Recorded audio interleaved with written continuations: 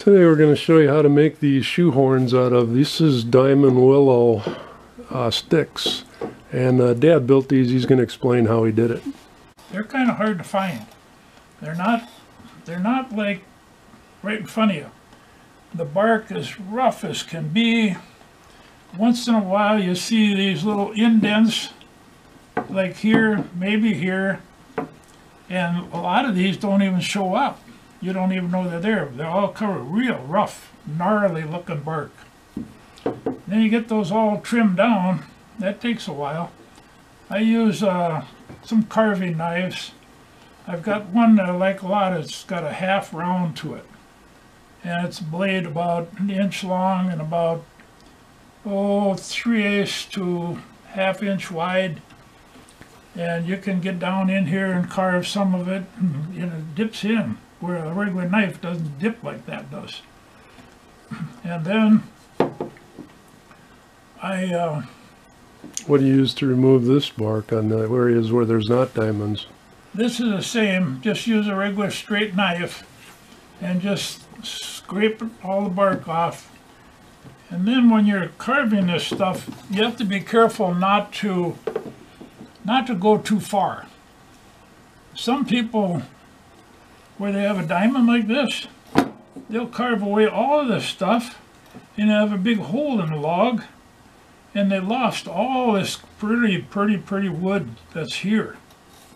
So it's kind of unique, and you practice carving and you'll find out how that goes. Like on this piece, I might have, compared to here, I might have carved out a little bit more than I wanted to there. That's just an example of carving diamond willow.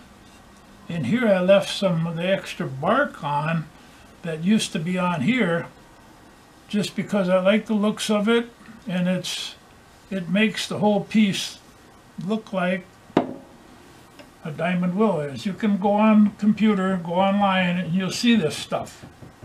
And everybody's got a little different way of carving, but that's, one lady come up to me one day when I was carving, and I was in an area where it was comfortable, and she says, "My husband did this," and he said he over-carved a lot of his diamond willow, so that's why I partly got that idea. So then I drilled a hole. This shoe horn, it had a round edge on it, round end on it, and I cut that off. I drilled a hole accordingly and put it in there, glued it in real good.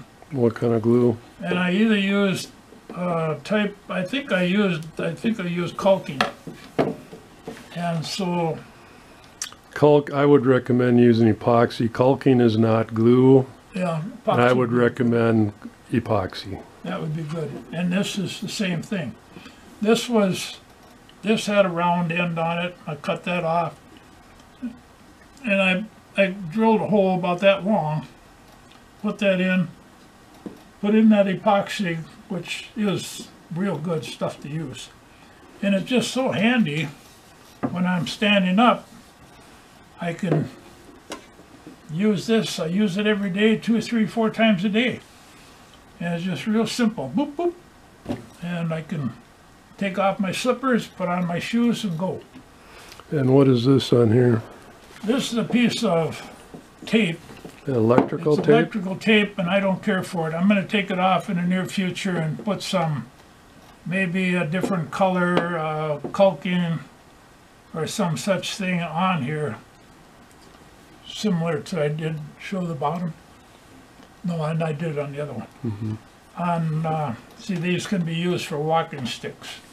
Well, you'd have to flip them over. You couldn't use the shoe horn on the bottom. You'd no. break the shoe horn right off if you used it as a walking stick. But you wouldn't have this, but for a walking stick, it's something that fits your hand.